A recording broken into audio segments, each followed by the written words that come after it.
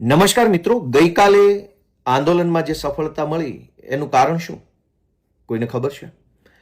હું મારું મંતવ્ય રજૂ કરવા માંગુ છું કે આપણા દેશના યુવાનોએ જ્યારે આંદોલનની શરૂઆત કરી કોકરોચ જનતા પાર્ટીના માધ્યમથી, અભિજીત દીપકે અને અન્ય સાથી મિત્રો બધાએ ભેગા મળી અને એક નાનકડી એવી સિમ્પલ માંગણી કરી કે આ દર વર્ષે દરેક રાજ્યોમાં અનેક પ્રકારના પેપર લીક થાય છે, હજારો યુવાનોનું ભવિષ્ય બરબાદ થાય છે, માતા પિતાઓ દુઃખી થાય છે, આઘાતમાં આવીને છોકરાઓ આત્મહત્યા કરે છે.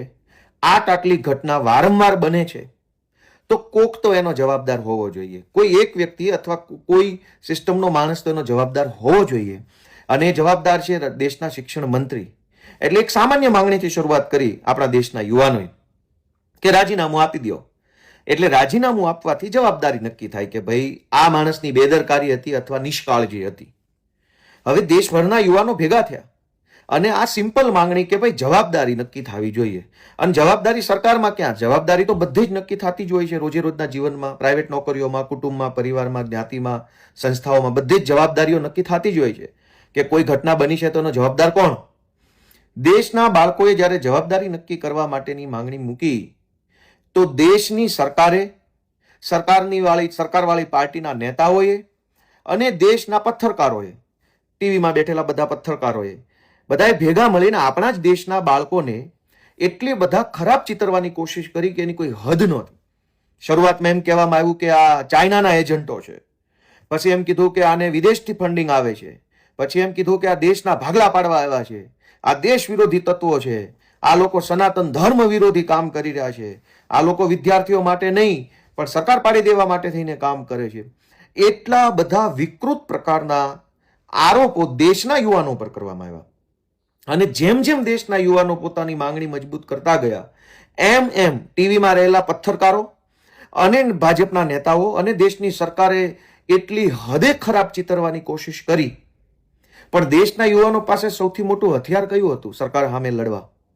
સૌથી મોટું હથિયાર હતું એમની વિવેક બુદ્ધિથી વિચારવાની ક્ષમતા, અંગ્રેજીમાં રેશનલ થોટ પ્રોસેસ, ગુજરાતી હજુ થોડુંક સરળ કરીએ તો તર્ક શક્તિ. દેશના યુવાનોએ સતત સરકારના એજન્ડાનો, પત્રકારોના બધા વાહિયાત આક્ષેપોનો જવાબ તર્કથી આપ્યો. તર્ક શક્તિથી મોટી શક્તિ હોઈ શું શકે? દેશના છેલ્લા 10 વર્ષમાં ભાજપની સરકારે લોકો તર્કબદ્ધ રીતે વિચારતા બંધ થઈ જાય એવા પ્રકારના બધા જ ષડયંત્રો કર્યા. રોજ છાપું ખોલો, ઘટના કોઈ પણ બને, પેપર લીકની, ખૂનની, બળાત્કારની, ડ્રગ્સની, વિરોધ પક્ષની, કોઈ ખેડૂતોની, કશું જ બને, બધાની અંદર ભારત પાકિસ્તાન હિન્દુ મુસલમાન, ભારત પાકિસ્તાન હિન્દુ મુસલમાન. કોઈ તર્ક જ નહીં વાતનો કે તમે જે બોલો છો એને તમે તર્કબદ્ધ રીતે સમજાવી શકશો, જો અને તો સાથે, દલીલો સાથે, આવી કોઈ વાત નહીં. પણ દેશના યુવાનોએ પત્રકારોના બધા એજન્ડાનો જવાબ તર્કથી આપ્યો. અને જ્યાં તર્ક આવે ત્યાં જૂઠ, પ્રપંચ કે ભ્રમ જાજો સમય ટકી ન શકે. કેમ કે તર્કનો જવાબ તર્કથી મળે તો જ સામેવાળા માણસને સંતોષ થાય. આપણા દેશના યુવાનોએ આ પોતાની માંગણી કેટલી હદે વ્યાજબી છે એ સાબિત કરવા માટે સતત તર્કનો ઉપયોગ કર્યો. શરૂઆતમાં પત્રકારોએ કહેવાતા કુબુદ્ધિજીવીઓ અલગ અલગ રાજ્યોના એમ કહેતા હતા કે શિક્ષણ મંત્રી રાજીનામું આપી દેશે તો એનાથી થોડો કઈ સમસ્યા સોલ્વ થઈ જશે. તો એ વાતનો જવાબ પણ તર્કથી આપ્યો. ત્યારબાદ સરકારે વિદ્યાર્થીઓને છેતરવા માટે એવું કીધું કે અમે ફાસ્ટ ટ્રેક કોર્ટ બનાવશું. તો વિદ્યાર્થીઓએ પાછો એનો જવાબ તર્કથી આપ્યો કે અદાલતો તો આ દેશમાં એમય પહેલાથી ઘણી બધી બનેલી છે, ફાસ્ટ ટ્રેક કોર્ટો, પણ જવાબદારી કોની એ કયો? જો જવાબદારી જ કોઈની ન હોય તો કોર્ટે શું કરી લેશે? ત્યારબાદ સરકાર નવો એજન્ડા લઈને આવી કે અમે કાયદો કડક કરીશું. વળી વિદ્યાર્થીઓએ જવાબ તર્ક અને વિવેક બુદ્ધિથી આપ્યો કે કાયદા તો જે ઘણા બીજા કાયદા એ કડક છે, પણ તમારી પોલીસ કે તમારી સંસ્થાના ચેરમેનો કે તમારા શિક્ષણ મંત્રીની કોઈ જવાબદારી જ ન હોય તો કડક કાયદો અને ફાસ્ટ ટ્રેક કોર્ટ બંને ભેગા મળીને શું કરી લેશે? ત્યારબાદ સરકારે પાછી નવી લોલીપોપ આપી કે કેન્દ્રના શિક્ષણ સચિવનું બદલી કરી નાખી, શિક્ષણ સચિવની. વળી યુવાનોએ તર્ક અને વિવેક બુદ્ધિથી જવાબ આપ્યો કે એમ નો હાલે, મત અમે શિક્ષણ મંત્રીને, દેશની સરકારને આપ્યા છે, શિક્ષણ સચિવને નહીં. એટલે નિર્ણયો કોઈ સારા લેવાના છે તો તમે શિક્ષણ મંત્રીની વાહવા કરો છો અને પેપર લીક થાય તો શિક્ષણ સચિવ એમ ન હોય. આ તર્કનો જવાબ સરકાર ન આપી શકી. એટલે છેલ્લે આ તર્કબદ્ધ જુવાનિયાઓની સામે લોજિકલી વિચારતા, રેશનલી વિચારતા, વિવેક બુદ્ધિથી કામ કરતા જુવાનિયાઓ સામે હિન્દુ મુસલમાનની દુકાન ખોલનારા બધા જે અંગૂઠા છાપ જે વૃદ્ધ નેતાઓ છે એને ઝૂકવું પડ્યું. બીજો સંદેશ કે જુવાનિયાઓએ પોતાની અને સોશિયલ મીડિયાની શક્તિ ઉપર વિશ્વાસ રાખ્યો. ટીવીના પત્રકારોએ તો આંદોલનને બદનામ કરવામાં કોઈ હદ બાકી નહોતી રાખી. વિદેશથી પૈસા આવે છે. હવે વિદેશથી શું પૈસા આવે? કેવી રીતે પૈસા આવે? સરકાર ભારતમાં ભાજપની છે. ફોરેનમાંથી એક વિમાન આવે, એક હેલિકોપ્ટર આવે, એક માણસ આવે તો દેશના એરપોર્ટ ઉપર થઈને આવે. કોઈ પણ પ્રકારના પૈસા આવે તો કે રોકડા રૂપિયાના થેલા વિદેશમાંથી નથી આવવાના, બેન્કિંગ ટ્રાન્ઝેક્શનથી આવતા હોય કે કોઈ પણ રીતે આવતા હોય. સરકાર જાણી શકે છે કોને ક્યાંથી આવે છે. ટીવીના પત્રકારોએ આપણા જ દેશના બાળકો ઉપર આરોપ લગાવવામાં, એને ગુસ્સે કરવામાં, એને અપમાનિત કરવામાં, એને ખોટા ચિતરવામાં કોઈ લિમિટ બાકી નથી રાખી. કોઈ લિમિટ એવું કોઈ એવી બાકી નથી રાખ્યું કે જેનાથી છોકરાઓને અપમાનિત ન કર્યા હોય. પણ અંતે છોકરાઓની પોતાની શક્તિનો વિજય થયો. છોકરાઓએ ટીવી ઉપર બિલકુલ આધાર ન રાખ્યો. ગુજરાતમાં પણ આ શીખવા જેવું છે કે આપણી વાત તર્કબદ્ધ હોવી જોઈએ. હિન્દુ, મુસલમાન, ભારત, પાકિસ્તાન, પટેલ, કણબી, કોળી, દલિત, ભરવાડ એમ નહીં. તર્ક હોવો જોઈએ વાતમાં કે સત્ય શું છે ને અસત્ય શું છે. જ્યાં તર્ક હશે ત્યાં આજે નહીં તો કાલે સત્યની જીત થશે. પણ જ્યાં ખાલી માત્ર હંબક વાતો હશે ત્યાં સત્યની જીત નહીં થાય. ટીવી મીડિયાએ આખા આંદોલનને બિલકુલ સપોર્ટ ન આપ્યો, છતાંય આંદોલન જબરજસ્ત સફળ થયું. આંદોલનો તો ભૂતકાળમાં સફળ થયા, પણ ભાજપના રાજમાં આંદોલન આખું અવડું મોટું થાય અને સરકારે ઝૂકવું પડે, વડાપ્રધાને રાત્રે 12 વાગે વિડીયો બનાવવો પડે, એવું ભાજપની સરકારના આ નરેન્દ્ર મોદીના ઇતિહાસમાં પહેલી વખત થયું છે. અને એમાં ટીવીનું કોઈ યોગદાન નથી. એટલે હવે દરેક વ્યક્તિએ નોંધ લેવી જોઈએ કે આપણી લડાઈ આપણે જાતે લડવાની છે. ટીવી હંમેશા સરકારની તરફેણમાં હશે. પત્રકારો હંમેશા સરકારની ભાષા બોલશે કે આ લોકો દેશ વિરોધી છે, આમ છે, તેમ છે. સૌથી મોટી તાકાત છે સોશિયલ મીડિયા. અને એટલે આ સોશિયલ મીડિયાએ દેશને જાગૃત કર્યો, દેશને વિચારતો કર્યો. અલગ અલગ મુદ્દાના અલગ અલગ પહેલુઓ, 360 ડાયમેન્શનલ વ્યૂ જેને આપણે કહેવાય કે એક જ ઘટનાને અલગ અલગ દ્રષ્ટિકોણથી જોતા શીખવાડ્યું સોશિયલ મીડિયાએ. નહીતર તો શું થાય કે ગોપાલભાઈનો હાથ આમ ઊંચો છે એટલે ટીવીના પત્રકારો બધા ગોપાલભાઈએ મારવા હાથ ઊંચો કર્યો. પણ એ એક બાજુના કેમેરામાંથી એવું જોવો તો એવું લાગે કે મારવા હાથ ઊંચો કર્યો. એક પાછળના કેમેરાથી જોવો તો એવું લાગતું હોય ખંજવાળવા હાથ ઉભો કર્યો. જમણી સાઈડના કેમેરાથી જોવો તો એવું લાગતું હોય કે એ તો પોતાનો બચાવ કરવા માટે હાથ ઊંચો કર્યો છે. ડાબી સાઈડના કેમેરામાંથી જોવો તો ખરેખર ખબર પડે કે હાથ શું કામ ઊંચો કર્યો, કોઈને ઈશારો કરવા ઊંચો કર્યો છે. તો એક જ વ્યક્તિએ હાથ ઊંચો કર્યો, એને ચારેય અલગ અલગ દિશાના કેમેરાથી જોવો તો ખબર પડે કે આમાં સાચો કોણ ને ખોટો કોણ. અત્યાર સુધી ભાજપ ક્રોપ કરેલા વિડીયો, ક્રોપ કરેલા ઓડિયો, ક્રોપ કરેલી નાની નાની ક્લિપો બતાવી લોકોને ઉશ્કેરતા હતા. પણ આ જનરેશન ઝેડના જેનજી લોકોએ એક જ ઘટનાના ચારેય બાજુના વિડીયો દેશને બતાવ્યા કે આમાં સાચો કોણ ને ખોટો કોણ.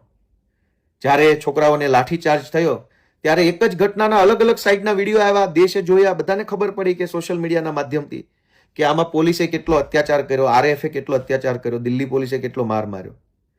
ટીવી જો હોત તો ટીવી એક જ બાજુનો વિડીયો બતાવી અને દેશને એવું બતાવવાની કોશિશ કરે કે આ વિદ્યાર્થીઓ નથી, આ બધા તો હિંસક વ્યક્તિઓ છે. પણ હકીકતમાં દેશના બાળકો છે. એટલે આખા આંદોલનમાં મોરલ ઓફ ધ સ્ટોરી, આખા આંદોલનનો સાર માત્ર 3 વાતો ઉપર છે એવું મારું માનવું છે. એક કે બોલો, બોલવાથી ડરો નહીં. બોલશો જ નહીં તો કોઈ પ્રશ્નનો ક્યારેય કોઈ રસ્તો નીકળવાનો નથી. આપણા ગુજરાતમાં હજારો લોકો બોલતા પહેલા વિચારે છે 10 વખત ને ડરે છે કે હું બોલીશ તો. ભાઈ નહીં બોલે એ મરી ગયા છે અને બોલે છે એ કંઈક પામે છે. મરી તો બધા જવાના. હું બોલીશ તો મને જેલમાં પૂરી દેશે, હું બોલીશ તો મારી ઉપર કેસ થઈ જાય. આપણા દેશના જુવાનીઓએ કીધું જે થાય કરી લો, પાછું પગલું ભરવાનું નથી. ધર્મેન્દ્ર પ્રધાનનું રાજીનામું મતલબ રાજીનામું. તો શું થયું? રાજીનામું આપવું પડ્યું. શું કામ? કે બોલ્યા. આપણા પ્રશ્નો બાબતે આપણે બોલીએ નહીં. ગુજરાતમાં ખેડૂત આંદોલન હાલે છે, અનેક લોકોને અન્યાય થાય છે પણ બોલવું નથી. તો પહેલો આંદોલનનો સબક છે કે બોલો. બોલવામાં કોઈના બાપની શરમ રાખવી નહીં. શુદ્ધ ગુજરાતી થઈને શું થઈ જશે?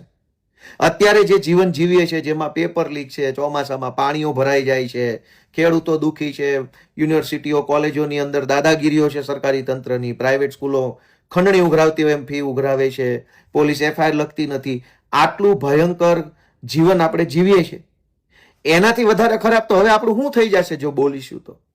બોલવાથી તો સારું જ થવાનું છે, ખરાબ તો અત્યારે છે જ. રોડમાં ખાડા છે, અનેક લોકો પડીને મરી જાય છે, અનેક લોકો બીજી ત્રીજી રીતે મરી જાય છે, ગુંડાઓ બેફામ છે, જમીન ઉપર ચાવે છે.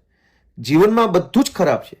બોલવાથી ખરાબ નહીં થાય, બોલવાથી માત્ર સારું થશે. એટલે પહેલી વાત છે કે બોલો, બોલશો નહીં તો કોઈ રસ્તો નથી. બીજી વાત કે સોશિયલ મીડિયાનો ભરપૂર ઉપયોગ કરો.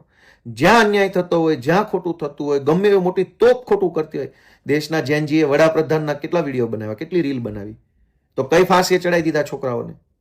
હમણાં સુધી લોકો વડાપ્રધાનનું મીમ બનાવતા પહેલા 100 વખત વિચારતા હતા. જે બધા કહેવાતા મોટા મોટા કુબુદ્ધિજીવીઓ અને મોટા મોટા પથ્થરકારો જે છે, એ તો હંમેશા વિચારતા હતા કે મોદીનું નામ ન લેવાય. જયંતજીએ કીધું કે એસી કી તેસી ભાઈ, આ કઈ થોડું કઈ વડાપ્રધાનનો એકનો દેશ છે, દેશ તો બધાનો છે. તમે ખોટા કામ કરશો તો મીમય બનશે ને ગાળોય પડશે ને બધું થશે. તો છોકરાએ કર્યું તો પરિણામ શું આવ્યું? ઝૂકવું પડ્યું. તો સોશિયલ મીડિયાનો ભરપૂર ઉપયોગ કરવો જોઈએ. ગ્રામ પંચાયત, તાલુકા પંચાયત, મામલતદાર ઓફિસ, પોલીસ સ્ટેશન, જ્યાં ખોટું થતું હોય, ફટ કરતો મોબાઈલ કાઢી અને વિડીયો ઉતારી લેવો જોઈએ અને આખી દુનિયાને બતાવો કે ક્યાં શું ખોટું થાય છે. લોકોની નજરમાં આવશે તો તરત એનું પરિણામ આવશે. અને પથ્થરકારો તો ક્યારેય આપણી વેદના બતાવવાના નથી. પથ્થરકારો તો એજન્ડા જ ચલાવવાના છે. ગઈકાલે ગુજરાતના બધા જ પથ્થરકારોએ ટીવીમાં બેસીને ભાજપનો એજન્ડા ચલાવ્યો. એક નકલી બનાવટી ડીપ ફેકથી બનાવેલી એઆઈ ઓડિયો ક્લિપ. અમે આને પુષ્ટિ નથી કરતા. ભાઈ, તમે નથી પુષ્ટિ કરતા તો શું કામ ગામને રોડે ચડાવો છો? કાલે સવારે અમે તમારો એઆઈ થી વિડીયો બનાવી દઈએ અભદ્ર, તો ચલાવશો પુષ્ટિ કર્યા વગર એમના કે અમે પુષ્ટિ નથી કરતા પણ અમારા એક પથ્થરકાર છે એ આવી રીતે ભાજપ પાસેથી પૈસા લેતા પકડાઈ ગયા. એટલે આવા આપણે બોલો, સોશિયલ મીડિયાનો ઉપયોગ કરો અને વધુને વધુ તર્કબદ્ધ બોલવાની, તર્કબદ્ધ વિચારવાની કોશિશ કરો. જ્યાં તર્ક હશે ત્યાં અન્યાય નહીં હોય, જ્યાં તર્ક હશે ત્યાં તાનાશાહી નહીં થઈ શકે, જ્યાં તર્ક હશે ત્યાં અસત્ય નહીં ચાલે. તર્કનો દુનિયામાં કોઈ તોડ નથી. તર્કબદ્ધ રીતે વિચારો, તર્કબદ્ધ બોલો, હિંમતથી બોલો અને સોશિયલ મીડિયાનો ભરપૂર ઉપયોગ કરી અને જ્યાં કંઈ ખોટું થાય છે ખુલ્લું પાડો. એવી શુભેચ્છા સાથે આપ સૌનો ખૂબ ખૂબ આભાર.